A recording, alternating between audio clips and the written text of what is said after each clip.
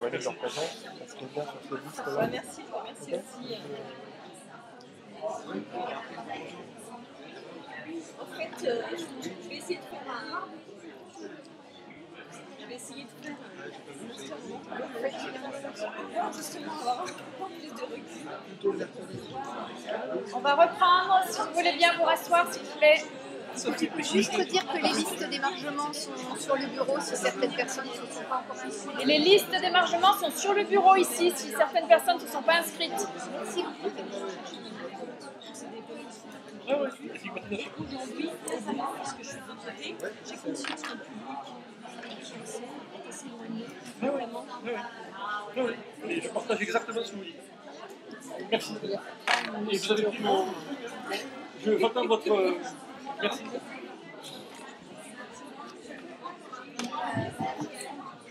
Bon, on va reprendre si vous voulez bien. Je prends le micro pour qu'on m'entende mieux. Si vous voulez bien, on va reprendre parce qu'on va pas. Par contre, après c'est fini. Hein. Donc, on a encore une petite heure entre nous. Après, on se dit au revoir.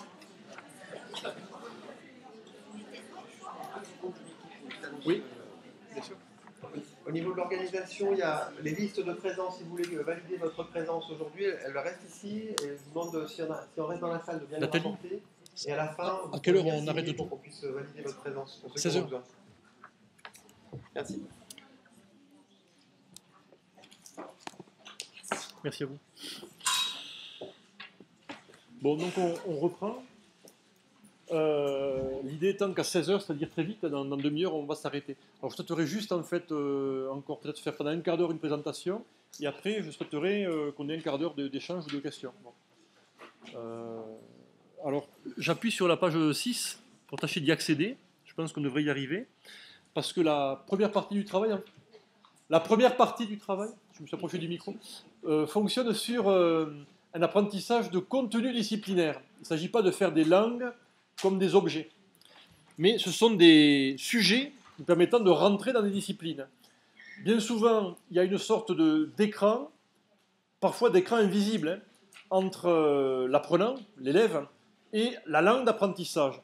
Nous qui sommes, alors je parlais avec une d'entre vous là tout à l'heure, et ça a été très riche, qui me disait, moi maintenant, qui est passé, qui suis de l'autre côté de cette barrière invisible, qui lorsque j'étais petite, avait des parents qui étaient allophones et qui maintenant suit une maîtresse française, en langue française, et qui voit des élèves et des parents, entre guillemets, allophones. Donc, cette barrière invisible, qui parfois d'ailleurs n'est pas du tout invisible, mais cette barrière invisible est une barrière aussi d'étanchéité entre l'élève et le savoir, l'accès aux compétences, aux connaissances, l'accès à l'inclusion, l'accès à la réussite, apporté par l'élève, par l'école, puisque tout passe par la langue de scolarisation.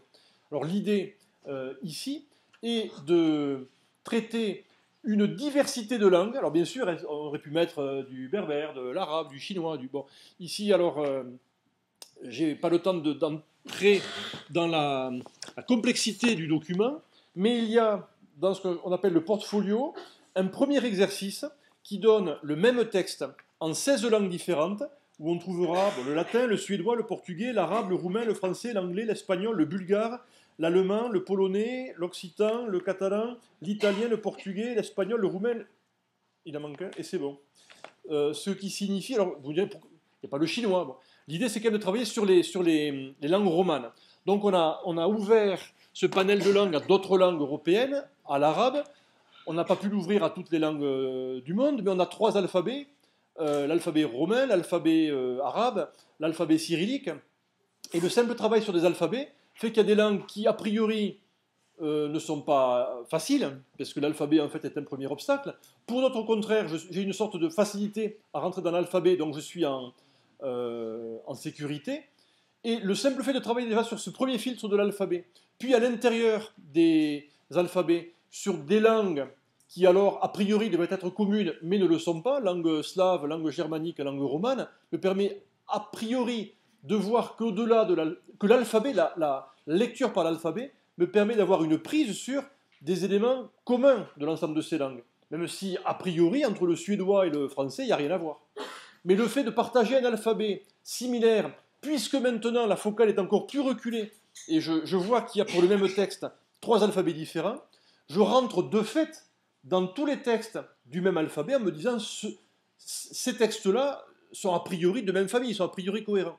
Et donc je peux après avoir plus de sécurité pour entrer dans ces textes a priori de même famille puisque de même alphabet, pour aller un peu plus loin dans le travail de forme et voir qu'il y aura alors 3 grandes plaques, la plaque slave, la plaque germanique et la plaque romane. Alors ce n'est pas du tout ce qu'il y a à l'écran. À l'écran, c'est la suite du premier module. Rappelez-vous, première partie, on va travailler avec des documents de langue distincte, mais de langue affine, c'est-à-dire de même famille que le français, sur, ici, module 1, il y a 20 modules en tout, hein, sur des leçons qui seront soit en mathématiques, soit en technologie, soit en sciences, soit en histoire-géographie. Bien, là c'était les sciences. Puis, passer ce travail où on passe à travers des langues support d'éléments disciplinaires, passer ce premier travail où je finis le travail en français qui permet de recomposer ce que j'aurais dans tous les cas pu faire ou dû faire en français, je passe dans une seconde phase où ici la langue n'est plus un vecteur, un sujet d'apprentissage au service de l'apprentissage disciplinaire, ce qu'on appelle parfois dans le jargon français la DNL. Observez que cet acronyme est le seul en Europe à ne pas avoir la voyelle I. En anglais, on dit le CLIL, vous le savez. En francophone, on dit l'EMIL. En espagnol ou en catalan, on dit la ICLE. EMIL, c'est l'enseignement d'une matière intégrant une langue étrangère. AICLE, c'est aprendizaje, je dis en espagnol, integrado de contenidos y lenguas extranjeras. Ce qui signifie bien qu'il y a une CLIL, c'est Content Languages Integrated Learnings. La même voyelle, c'est le I d'intégration. Dans la DNL, il n'y a pas le I d'intégration. Il y a le N de non. Discipline non linguistique. Tandis que les 3 autres acronymes anglophones, hispanophones ou romanophones et francophones avec les 1000 disent intégration de langue et de discipline. Donc ici, la première phase, c'est d'intégrer des langues ensemble et d'intégrer ces langues ensemble et des disciplines. La seconde phase, on y rentre maintenant, est une phase de travail sur des textes qui sont les mêmes. Enfin, je vous dis ce que je ne devrais pas dire, sur des textes différents, pardon, puisqu'ils sont de couleurs différentes. Ici, vous en voyez 6 au tableau. Alors, c'est fait de telle sorte qu'on ne peut pas tout bien voir, mais bon. Latin, italien, portugais, roumain, espagnol, occitan. Quelle est ma consigne? Alors, ça pourrait être ma consigne, de vous demander quelle est la consigne que vous allez produire pour mettre en activité les élèves sur ce document. Tout à l'heure, dans mon introduction, l'idée, c'était que les langues sont le lieu de l'apprentissage. Et la consigne met les élèves en activité. Si ma consigne ne les met pas en activité, quelque chose ne va pas. Soit en amont, soit parce que ma consigne elle-même est en défaut. Quel cas, je peux demander à la reformuler, à la reprendre. La consigne doit mettre mes élèves en activité. S'ils ne sont pas en activité, soit ils s'ennuient, soit ils sont déjà partis ailleurs. Il faut qu'ils soient en activité pour réussir ou ne pas réussir. Le principe n'est pas tant de réussir ou de ne pas réussir, le principe étant d'être en activité. C'est seulement parce que je suis. Seuls ceux qui ont pris un ticket vont gagner au loto. En gros, c'est l'idée. On ne gagne pas au loto si on n'a pas pris le ticket. Donc on est en activité pour être ensuite en capacité de pouvoir réussir ou être en erreur, mais pouvoir être dans un processus intellectuel de recherche, en interaction, allant vers le fond de l'activité. Quelle consigne, puis-je proposer mettant en activité mes élèves sur ce document? Oui, ça c'est l'activité finale, effectivement, définitive et peut-être fondamentale. Produisez en langue française cette fable. Mais avant d'en arriver là, il y a peut-être une première phase qui me semble importante, avant d'être dans l'activité, une phase qui permet d'être dans l'activité, si j'ose dire, et qui me permet d'être sûr que tous mes apprenants, que tous mes élèves sont à égalité devant le document. Ma première consigne sera toujours observez ce document. Regardez le document que vous avez sous les yeux. Analysez ce document. Que voyez-vous dans ce document? Décrivez-moi ce document. Décrivez ce document, allons-y. 6 textes, le dernier il se cache. 6 textes, oui, alors ce qui se cache aussi c'est 6 textes et un dessin. S'il n'y avait pas ce dessin, peut-être que parmi les 6 textes, il manquerait quelque chose. Donc observons ce 6 textes et un dessin, parfait. Un espace pour écrire, c'est vrai. Des couleurs différentes qui signifient quoi? Des langues différentes, donc 6 textes différents. Ah, on met aux voix, qui a raison, qui a tort, c'est paraît un peu tordu. Dévoiement du processus démocratique. Il faut qu'on soit d'accord sur des arguments rationnels, pas sur il a dit ça, donc je suis d'accord avec lui, c'est le plus fort. Un texte en 6 langues différentes ou 6 textes différents? D'accord, donc pour valider votre hypothèse, ma consigne sera donc produisez en français ce que signifie ce texte, puisqu'il manque une langue parmi bien d'autres, mais il manque notre langue de scolarité, notre langue commune à nous, le français, n'y est pas. Donc, ma consigne sera, pour valider cette hypothèse, c'est le même texte, c'est des textes différents, produisez ce texte en français. Et ce qui va maintenant m'intéresser, ce texte sera produit par 2. Bon, donc, imaginez, le bonheur serait été de vous le faire produire par 2. Et ce qui va m'intéresser, c'est pas tant votre performance finale, que les stratégies que les groupes d'élèves vont employer pour arriver à produire ce texte en français.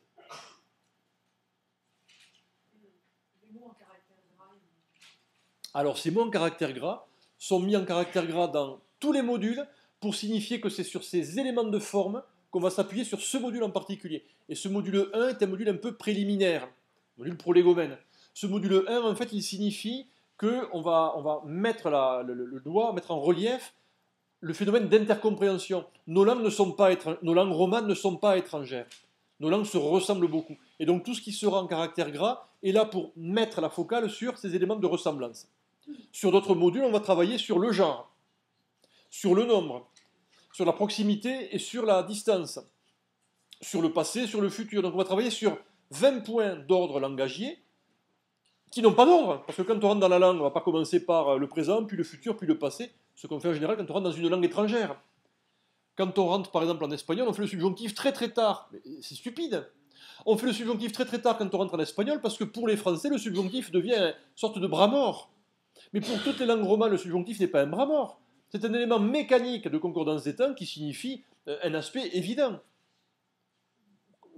Ma principale est au présent, mon subjonctif sera donc au présent. Ma principale est au passé, mon subjonctif sera au passé. Le français a écrasé ça. C'est ici que le poids de la tradition orale s'est imposé sur le poids de la tradition écrite, malgré toute l'autorité que cette tradition écrite avait. Et si on dit il eût fallu que je l'écrivis, je passe pour un pédant. Alors que toutes les langues romanes le disent, le font. Un gamin de 6 ans emploiera le subjonctif imparfait en espagnol, un natif espagnol. Donc on apprend une langue étrangère par rapport à sa propre conception de la difficulté d'éléments qui sont communs aux deux langues. Donc ici, il ne s'agit pas de faire une entrée en langue par rapport à des points de difficulté. Tout est difficulté ou tout est facile dans la mesure où tout est dans la langue, tout est déjà dans la langue. Donc je vais traiter dans une première leçon, puis les leçons n'ont pas de programmation disciplinaire donnée. Donc je vais rentrer dans une première leçon, par exemple celle-ci, sur la ressemblance entre nos langues. La leçon suivante que je pourrais prendre traitera d'un point de langue particulier qui, dans tous les cas, sera dans la langue. Puisque je suis dans de la langue, je ne suis pas dans du lexique ou dans des éléments particuliers de langue. Je suis dans de la langue. Ici, donc, les éléments de stratégie d'entrée dans cette langue donnée par des élèves peuvent être multiples. Est-ce que vous en voyez? C'est-à-dire comment, c'est pas évident ce que je vous demande de faire, je vous demande d'essayer de dire ce que seraient les stratégies pour des élèves a priori étrangers à ces langues, et on verra que ce n'est pas le cas, pour arriver à produire de l'écrit en français, c'est possible un écrit en français qui soit judicieux, grammatical et cohérent par rapport au sens. Quelles seraient les prises? Comment ils vont faire ces élèves pour rentrer dans la production en français? Quelles sont vos hypothèses de travail, vous qui le connaissez? Oui? Ils vont comparer certains mots entre eux. Ils vont comparer les mots entre eux, premièrement, notamment les mots en gras. Deuxièmement, ils peuvent écouter les enregistrements. Alors, parfois, ça peut faire du bruit, les enregistrements. C'est-à-dire qu'il y a un même mot dit, anecdote bête, hein, j'habite à Gest, entre Toulouse et Bordeaux. J'ai souvenir un jour, en vacances, j'étais à vélo avec mon cousin, 8 ans, et une grosse Mercedes s'arrête et quelqu'un dit « Hagen, Hagen !» Et je ne comprends pas. « Hagen !» Et je n'ai pas compris. Donc, oui. Donc je lui dis là, et le type est parti là-bas à fond, et quand le nuage de fumée s'est apaisé, le panneau à gêne indiquait là-bas. Donc je veux dire, entre le son, le rapport phonème-graphème est un rapport finalement complexe à mettre en place. Donc parfois ça peut aider, mais oui tout à fait, non mais parfois ça peut aider, mais parfois ça... Moi je plaide, c'est bizarre, prof de langue, je plaide pour un retour à l'écrit, non pas pour opposer, mais pour aider, pour étayer ce qui souvent est le dogmatique de l'oral. Donc l'écrit est très important parce que l'écrit en fait va figer l'oral. On dit parfois que l'écrit c'est de l'oral ritualisé. Mais évidemment, retour à l'oral qui peut aider. Troisièmement, donc le mot, l'oral, l'image. Quatrièmement, la phrase. La ponctuation, parfait. Sixièmement, autre prise de forme. Le titre, le nombre de vers. Et avec des cycles 3, même à partir du CE2, en classe, en me mettant derrière au fond de classe, j'ai pu voir des élèves dire les vers, le nombre de vers, la ponctuation, tous ces éléments en fait de compétences pour rentrer dans un texte ne sont pas donnés par le maître de manière absolutiste ou a priorique, mais sont finalement convoqués par les élèves qui vont dire mais comment comparer des choses. On va lire le nombre de... Certains ont même dit on va lire le nombre de mots par vers. Hypothèse. Est-ce que ça a du sens de le faire? Ben, on verra bien. Donc toutes ces stratégies très diverses, très différentes, circulantes, cette panoplie de stratégies permettra à mes groupes d'élèves et puis à la fin à mes élèves de négocier entre eux le texte qui aura été bâti, écrit ensemble. Et donc de voir que finalement, à part quelques grosses bourdes grammaticales ou de faux sens absolus, à 95%, le texte sera un texte cohérent et grammaticalement correct, même pour des élèves n'ayant jamais eu accès à ces langues-là. Et notamment, dans toutes les classes visitées, il y a toujours un élève qui a un accès familial à une de ces langues, le roumain, l'espagnol, le portugais, l'italien. Donc cet accès familial à ces langues permet de... Et quand mes élèves n'ont pas cet accès familial, parce qu'ils ont des accès d'autres langues, le simple fait de permettre de rentrer dans le monolithe français avec tout ce qu'il peut représenter, mais le simple fait de pouvoir y rentrer par d'autres entrées, qui ne sont pas forcément mon entrée à moi, me permet de transférer une compétence qui jamais n'est mise en œuvre ou jamais n'est visualisée, n'est rendue visible, par le simple fait de pouvoir transférer ce que j'ai en moi de compétences pour l'essayer sur cette langue qui est mise à portée, pour ensuite faire l'opération 2 qui est de rentrer dans le français. Quand j'étais il y a très peu de temps, lors d'un séminaire doctoral, il y a une collègue à vous, une jeune PE qui a 35-38 ans, pour moi jeune, et qui fait une thèse sur l'entrée en langue étrangère chez ses élèves de cycle 3. Et il y a une petite fille qui lui dit Madame, moi, maîtresse, quand je rentre, quand je fais de l'anglais, je passe par le tunisien. Parce que cette petite fille, en fait, a des compétences en arabe de Tunisie. Et la maîtresse, ça, c'est peut-être le point qui lui a fait basculer vers l'idée de faire une thèse, parce qu'elle s'est dit, mais ça c'est curieux, moi aussi, elle est petite fille d'italien, quand je rentre dans une langue étrangère, je passe aussi par l'italien. Dans ma tête, je passe par l'italien. Ça veut dire que cette petite fille et cette maîtresse ont verbalisé quelque chose qui est évident, c'est que quand on est d'une langue qui n'est pas la langue majoritaire de scolarisation et qui souvent écrase tout, parce que c'est la langue par laquelle on entre, hein. Si on prenait la photo du groupe, on verrait qu'on n'est pas exactement à la photo de la réalité sociologique, démographique de nos classes françaises d'aujourd'hui, ce qui peut là aussi poser peut-être un problème de représentation, de compréhension, parfois de malentendu. J'en ai fait les frais tout à l'heure avec l'une d'entre vous, malentendu dans la verbalisation, hein, heureusement qui a été repris. Quand on a donc pas la même langue, ou quand on a une autre langue, et que cette compétence-là n'est pas vue comme une compétence, mais comme soit rien, dans le meilleur des cas, soit pire, comme un défaut, parce que possiblement quelque chose qui me ferait être moins bon dans la langue. Rappelez-vous les deux défauts.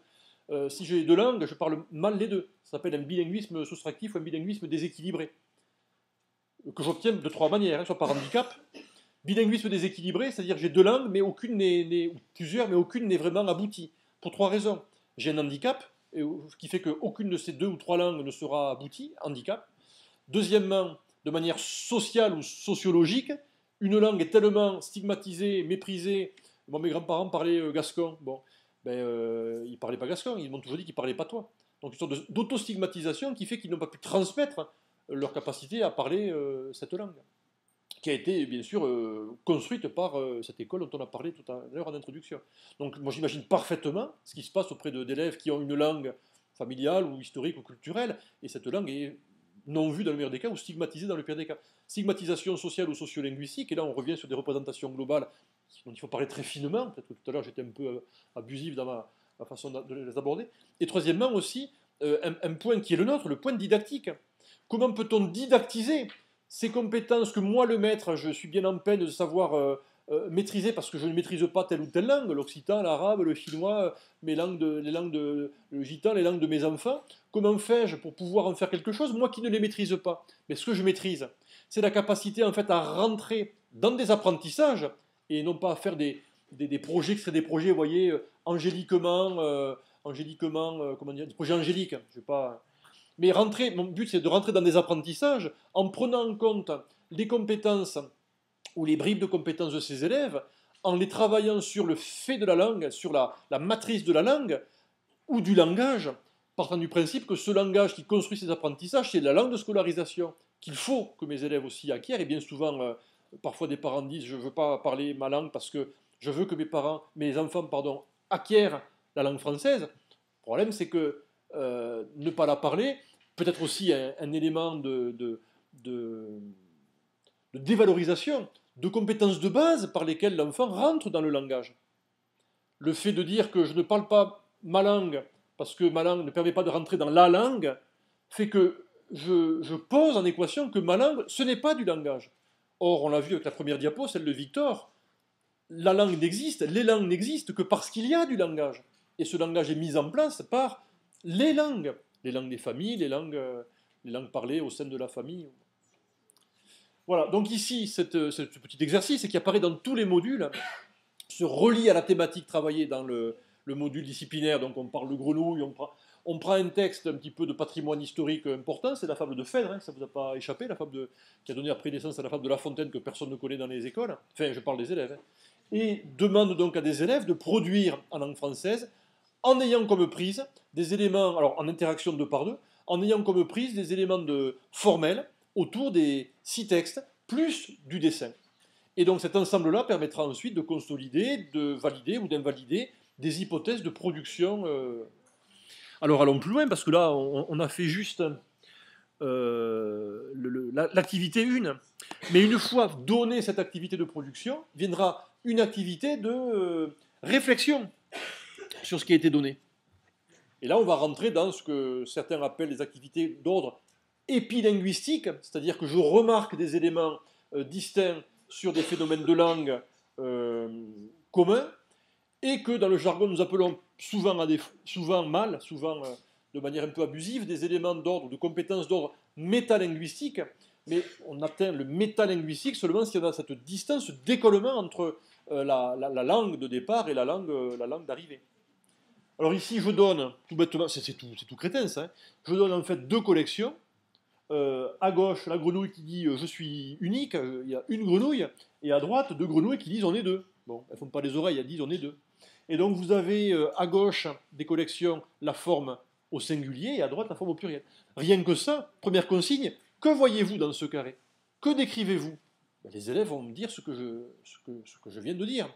Deuxièmement, donc, qu'analysez-vous? Qu'en déduisez-vous? Et les élèves diront, dans toutes les langues, il y a du singulier et du pluriel. Oui. Et dans toutes les langues, on ne codifie pas ce singulier et ce pluriel de la même façon.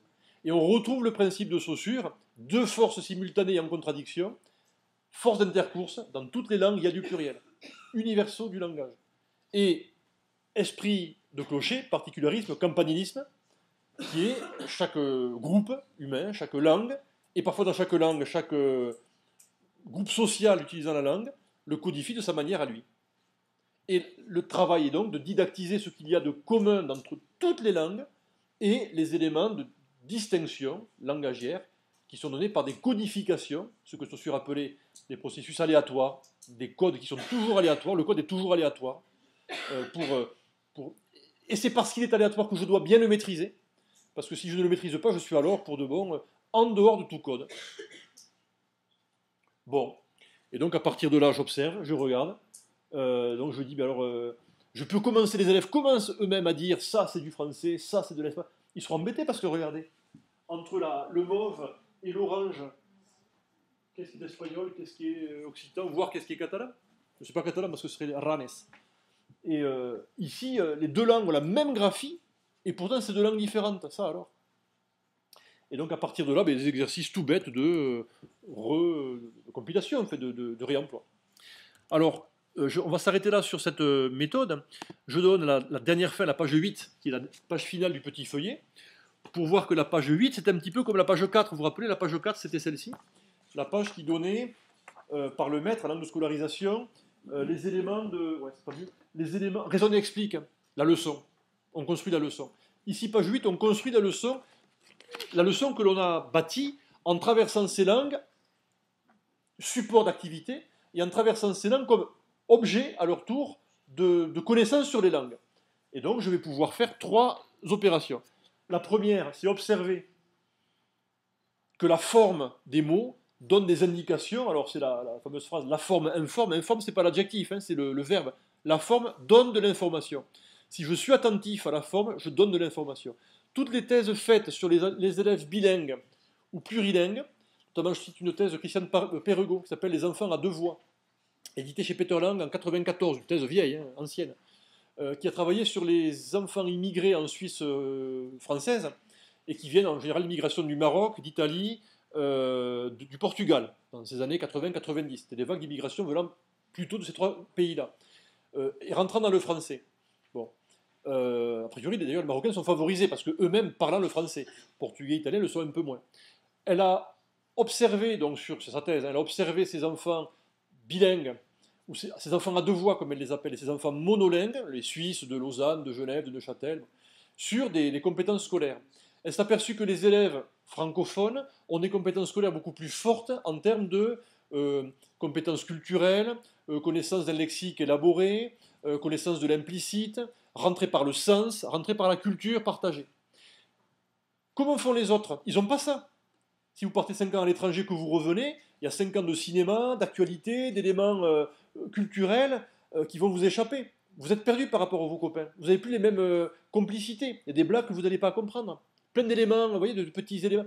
Vous n'allez pas comprendre ça. Comment vont faire ces élèves pour rentrer dans les apprentissages lorsqu'ils n'ont pas ces codes invisibles du culturel qui fait qu'on est dans le même groupe culturel? Leur façon d'y rentrer, c'est le formel. Et pour toutes les activités concernant les pseudomots, la segmentation, la reconnaissance formelle, ce sont ces élèves-là qui sont les premiers. Pourquoi? Parce qu'ils n'ont pas... Il faut qu'ils fassent l'activité. Donc, n'ayant pas l'activité au sens du sens, au sens de ce que donne un sens culturel, ou les parents qui leur ont lu des histoires, ils ont vu les parents dans le fauteuil en train de lire des livres, vous voyez, ils sont dans cette compétence acquise, invisible et pourtant déjà assimilée, n'étant pas dans ces compétences-là, les petits élèves à 2 voix, eux, vont rentrer dans les énoncés par la forme. Et voilà pourquoi les consignes qui mettent en place les activités des élèves, consignes formelles, phonologiques, par un énoncé clair, pas par une double ou une triple consigne, par à la limite une consigne simple, une addition de consignes simples. Décrivez ce document, que voyez-vous? Butin. À partir du moment où on est arrivé sur la même construction commune de ce que l'on a vu en commun, alors, donc, produisez en français le texte manquant. Produisez le texte manquant. Ils peuvent dire en français en quelle langue? Tiens, dans la langue que tu veux. Dans la langue que tu veux. Et on va le faire en français pour ceux qui n'ont pas envie de choisir une langue. Donc cet élément-là est un élément purement formel. Et toutes les prises que nous avons eues, et là pour de bon, ici nous mettons à égalité de compétences les élèves nés à Neuchâtel depuis 50 générations, les élèves à 2 voix qui débarquent à Neuchâtel.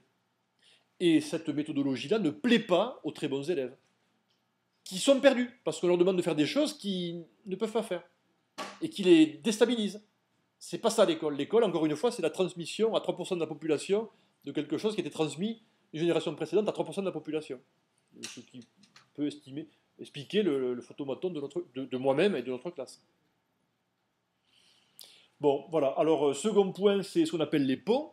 Alors, les ponts, c'est par exemple, vous voyez, vous vous rappelez de la diapo sur la première phrase de la Déclaration des droits de l'homme, hein. Toutes ces lignes, il y avait des ponts formidables. La liberté, libertat, libertate, libertade, bon, liberty, dignité, dignity, cité, city, bon, ok. Donc, voici un pont. Quand on a à la fin T, et un T a priori masculin, c'est pas parce que le mot est abstrait ou que le mot est masculin, c'est la liberté. Mais c'est qu'il provient en fait d'une même matrice des langues romanes, et puis avec l'anglais, grande langue romane des langues germaniques, d'une matrice commune. Et donc je rentre dans cette capacité à comprendre comment fonctionne un système de langue. Certains disent que l'on ne comprend bien une langue que quand on a compris comment fonctionne le système global de la langue. Et non pas le contraire. Mais les deux ne sont pas en opposition. Et puis donc troisième point, c'est, puisqu'il faut passer par là, et ça me semble très très important, la capacité à rentrer dans des productions orales. On a trop travaillé sur de l'écrit, il est grand temps de revenir sur ce que nous devons faire en classe, de la communication, de la production, de la sécurisation à l'oral, et donc sur des, alors on pourrait les écouter, hein, sur des petites phrases qui ici sont des phrases en fait de présentation de chacun des élèves, qui vont pendant les 20 leçons nous suivre. Alors, on va vite finir, parce que j'avais dit que je vous laissais un quart d'heure, et vous voyez, je vais mentir. Donc je voudrais finir sur ce point-là. Non ? Pardon.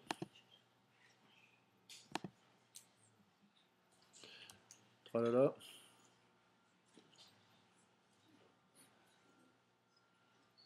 Vous pourriez dire qu'on a mal vu plein de choses. Voilà, sur cette dernière, sur cette dernière petite diapo. Quand on apprend une langue, on est souvent dans une cheminée, dans un tube. Apprenant plusieurs langues ensemble, et sachant qu'on apprend ces plusieurs langues ensemble, sans mentir, sans hypocrisie, sans angélisme, on n'apprend pas plusieurs langues ensemble, on ne va pas devenir B2 en 30 heures de toutes ces langues pour toutes les activités. Mais en traitant ces langues ensemble, on est sur un espace en fait beaucoup plus vaste dans cet axe-là, l'axe horizontal, hein, beaucoup plus vaste, beaucoup moins haut, on ne va pas à un degré de compétence aussi haut que si on n'apprenait qu'une seule langue. Mais il se passe deux choses. La première, c'est que si, alors c'est une sorte de soupe pseudo-scientifique, hein, si on observe en fait le résultat, la compétence en compréhension d'une seule langue, là je monte à 75 sur une langue, et là j'ai estimé 35, j'aurais pu le mettre à 30 ou à 25, sur 6 langues. Mais si je fais 25 fois 6, même 20 fois 6, j'ai un espace de compréhension 2 fois plus vaste, 3 fois plus vaste, que sur une seule langue. C'est étonnant. Ça veut dire que le croisement des activités de compréhension, de production, d'oral, d'écrit, non pas sur le tableau à double entrée, mais je tire le casier sur plusieurs langues de même famille, fait que je circule à l'intérieur de ces langues, je prends des prises sur la compréhension, la production, l'oral, l'écrit, sur l'ensemble des langues. Je suis dans un système de circulation de langues beaucoup plus vaste, qui me donne des éléments de prise sur beaucoup plus d'espace de compréhension. Deuxièmement, et c'est le mot de la fin, je fais apparaître cette zone qui est là. La zone petit 1, c'est une cheminée. La zone petit 2, c'est la zone d'intercompréhension. Son but n'est pas de concurrencer la zone 1. Hein. Son but est juste en fait de faire circuler des compétences qui sont les mêmes et qui sont fondamentales entre langues. Compétences de compréhension, de production, d'écrit, d'oral et prise formelle sur des éléments communs. Je fais donc apparaître, c'est un petit peu comme une radio, je fais apparaître la zone 3, qui est ici, vous voyez ce petit rectangle, et la zone 3, on pourrait la nommer la zone de compétences métalinguistiques. Croisant en fait une cheminée linguistique avec d'autres langues de même famille, je fais apparaître ce qui est un petit peu le moteur de l'apprentissage conscient ou inconscient, généralement inconscient, on ne peut donc pas l'appeler métalinguistique, et lorsqu'il devient conscient, un vrai moteur, une vraie chaudière hein, d'apprentissage, qui est cette compétence métalinguistique. L'apprenant est capable de dire lui-même avec ses propres mots que ça c'est un sujet, que ça c'est du pluriel, que ça c'est le genre féminin, que ça c'est comme ça parce que, et lorsque l'élève est capable donc de maîtriser le fonctionnement à son niveau, de maîtriser à son niveau le fonctionnement des langues, d'une langue, alors là il est actif ou coactif dans les apprentissages que que nous avons à lui donner. C'est le mot de la fin. Alors, il nous reste un bout de temps, si vous le souhaitez, entre nous. Merci.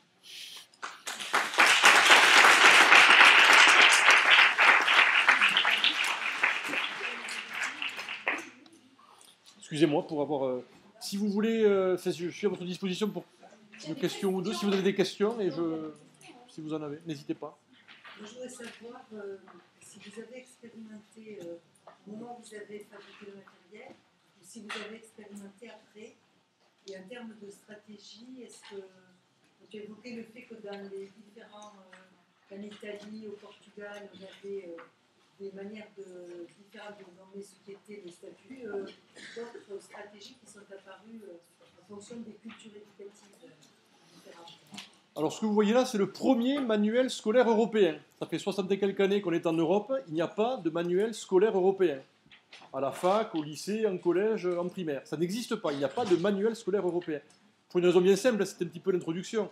L'éducation, c'est le rôle de l'école, et l'école, c'est le lieu où une nation transmet des intentions particulières à sa population.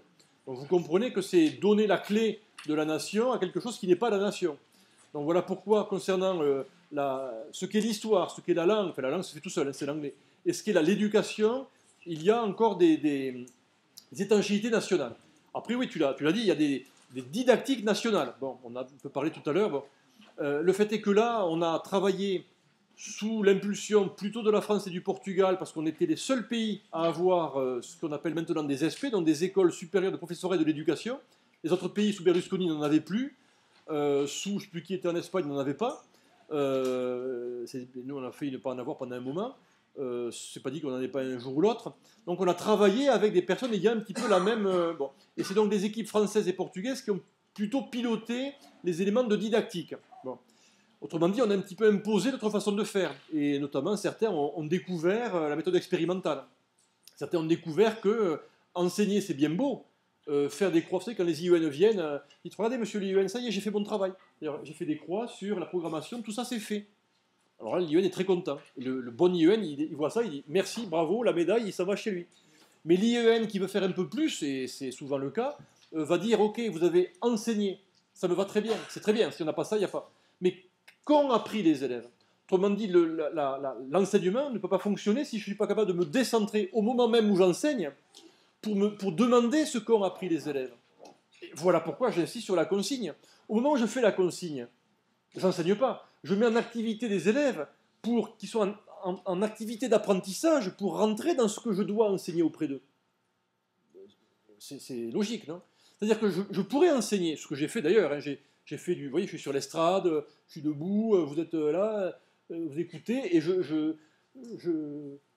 j'y vais, quoi, en avant, quoi. On en met dans l'embuc, hein, on gave. Bon. Qu'est-ce qu'il va en rester? Je ne sais pas. Si après Nathalie veut faire une évaluation, on verra qu'il reste 5%, 8%, 10%, des éléments importants, mais pas trop. Bon. Le bon maître, il ne peut pas faire ça en 1h30. Il aurait pris un truc, par exemple la consigne, en 1h30, avec mes étudiants de l'ESP de Bordeaux. Pendant 1h30, on ne traite que de la consigne. Je donne des documents, je donne des manuels, et je dis qu'est-ce que vous faites? Ce que vous voulez. Qu'est-ce que vous faites? Comment mettez-vous en activité les élèves là-dessus? Et je le laisse faire, très bien, parfait. On peut après s'amuser, jouer, à faire comme si on était les élèves de cycle 2, de cycle 3, on s'amuse, on rigole, bon, très bien. Mais après, je dis, comment êtes-vous sûr que je suis en activité? Quels sont les éléments qui me mettent en activité? Et je demande d'observer, de travailler, d'analyser les éléments langagiers qui me mettent en activité. Quels sont les éléments éventuellement formels qui font que la consigne sera opaque? Parce qu'à l'écrit, elle est opaque, parce qu'à l'oral, elle est opaque. Est-ce qu'il n'y a pas une double, une triple consigne qui fait que je suis perdu, je ne vois pas? Et quand je vais en visite de stage, c'est le métier d'un prof d'ESP, et que je vois d'excellents futurs collègues, professeurs des écoles, faire excellemment leur classe, avec des classes à double, triple niveau, des trucs bien préparés, ils ont passé le week-end à préparer, et puis voyant finalement, donnent la consigne, ils font reformuler très bien, ils mettent en groupe l'activité, et puis moi je passe un peu dans les trucs, et puis pendant un quart d'heure, ils ne sont pas dans l'activité. Il a manqué un tout petit quelque chose permettant au groupe d'être dans l'activité.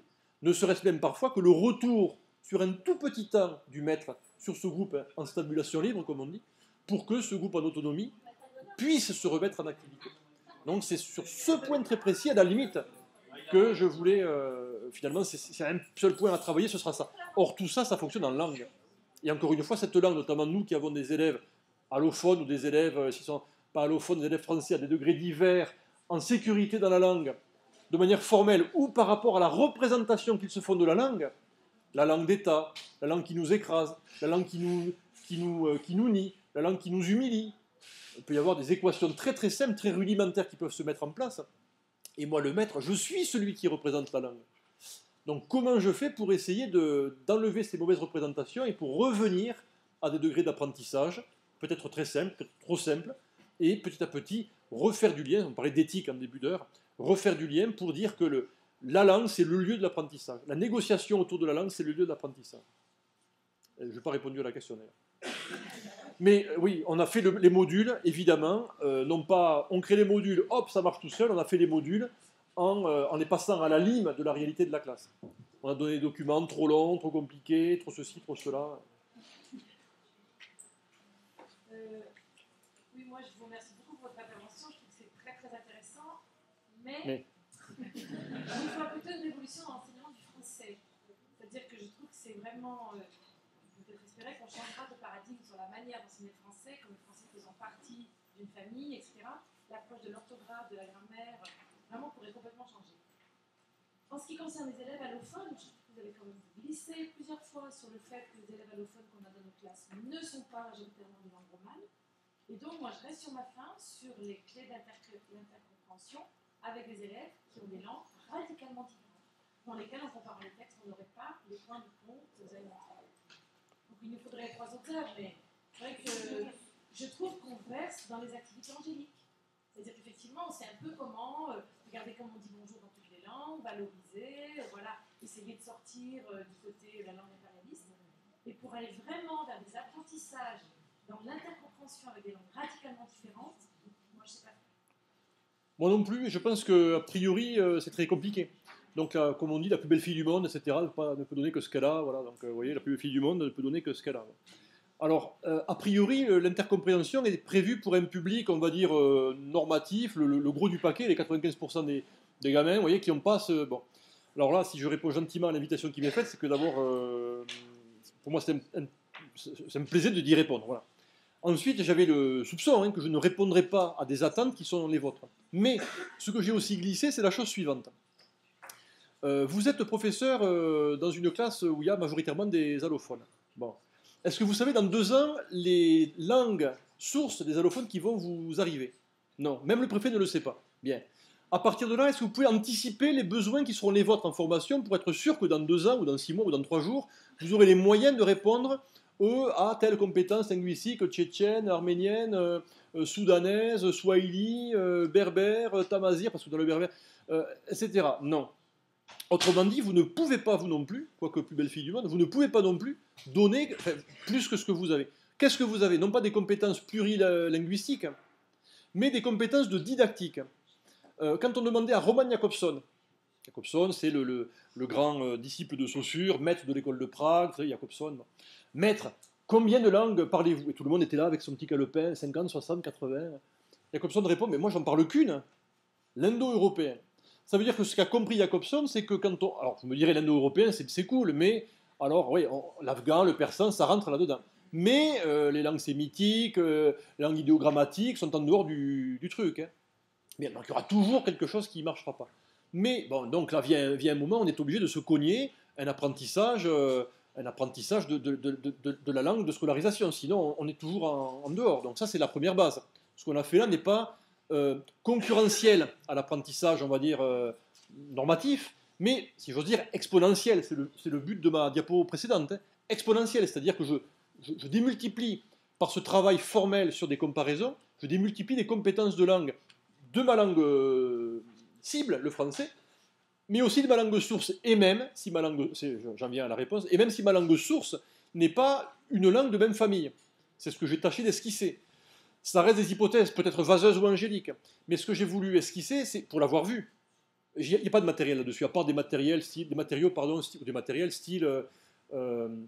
les langues du monde au quotidien, où on apprend à lire le petit chaperon rouge en finnois. Ok, une fois qu'on a vu qu'il y a de la diversité dans le monde, on est très heureux. Et puis il manquera l'intégration des langues, allant vers l'intégration des disciplines, allant vers l'intégration des activités de compréhension, production d'oral et d'écrit, intégrées au curriculum scolaire. Donc là, vous avez vu quelque chose qui intègre 4 choses. C'est fini. Vous ne voyez plus à l'écran une quadruple, c'est leur intégration. Intégration des langues et des disciplines et des activités dans les curricula.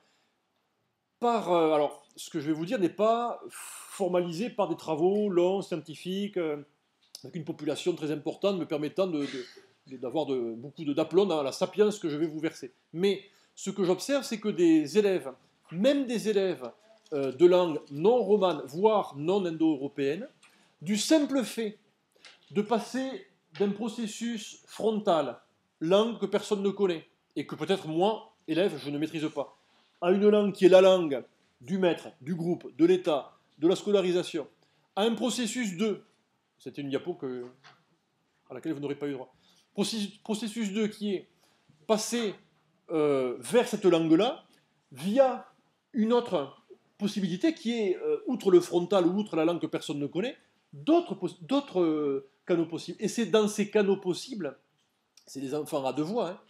Les maîtresses de Genève, elles ne connaissent pas le marocain ou l'arabe, et elles ne connaissent pas le portugais, parfois l'italien, ouais, parce qu'elles sont frontalières. Mais ces maîtresses-là, par contre, savent faire avec ces élèves, en provoquant en eux des sécurisations, des valorisations. Il y a un mot qu'on n'a pas employé, c'est bienveillance. Alors c'est François Dubé qui en parle, mais aussi Jean-Claude Béaco, dans le cadre du Conseil de l'Europe. Une bienveillance pour ces élèves, valorisant ce qui est de l'ordre de la compétence en eux, compétence non aboutie, peut-être compétence qui ne sera jamais aboutie, c'est l'une des raisons pour lesquelles le portfolio a été abandonné. Parce que quand dans le portfolio, en cycle 2, on dit « Tu parles d'autres langues ?»« Oui. Lesquelles ?» Alors tu dis les langues, l'arabe. Ok. Et puis en troisième, « Tu parles d'autres langues ?»« Oui. Lesquelles ? L'arabe. » Et en terminale, « Tu parles d'autres langues ?»« Oui. Lesquelles ? L'arabe. » Et quand on voit que la même portfolio du cadre européen, que les mêmes questions sont posées chaque année et que l'école ne fait rien de ses compétences, sinon les collectionner comme des perles, ça devient dangereux. Ça veut dire qu'on reconnaît quelque chose, mais on reconnaît qu'on est impuissant à en faire quelque chose. Et ce n'est pas forcément une bonne solution. Ici, on reconnaît qu'il peut y avoir des compétences, et la seule chose qu'on puisse donner, c'est la capacité à des élèves à transférer avec leurs moyens, s'ils le peuvent, et s'ils le peuvent, ils le font, de transférer avec leurs moyens ces compétences d'ordre formel vers les processus langagiers ou formels permettant d'accéder aux apprentissages. Je ne pense pas avoir répondu exactement à la demande qui serait « Montrez-moi la méthodologie qui permet de travailler. » Alors, je vais sur l'internet, je clique. Alors, j'ai 3 Tchétchènes, 2 Arabes venant de Syrie, 2 venant de Tunisie. Hop, je fais mon petit menu en avant et ça n'existe pas. Et ça n'existera jamais. Parce que le but, c'est pas tant, encore une fois, de rentrer dans de l'objet, c'est de rentrer dans des protocoles, des procédures. On est ici sur du procédural. Et c'est peut-être tout aussi important que de rentrer. Et le problème, alors ce que vous dites là, c'est un truc très bien pour le français. Ouais, mais ici, vous êtes le sel de la terre, si j'ose dire. Les 95% ou 18% des maîtres, ils font que du français. Ils font que du français. Et ne se sont pas rendus compte que la langue française était leur langue à eux, mais pas forcément la langue de tous leurs élèves, même en français. On va s'arrêter là. Merci. Merci.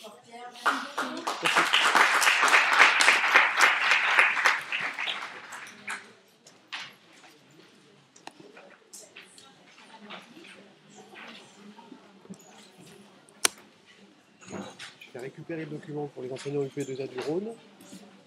Il est sur la clé ? Ouais. Alors, super. Dans un document Lyon, tu ouvres le fichier Lyon, dedans tu as un document, un PowerPoint. Le PowerPoint, d'accord. Moi, je vais faire.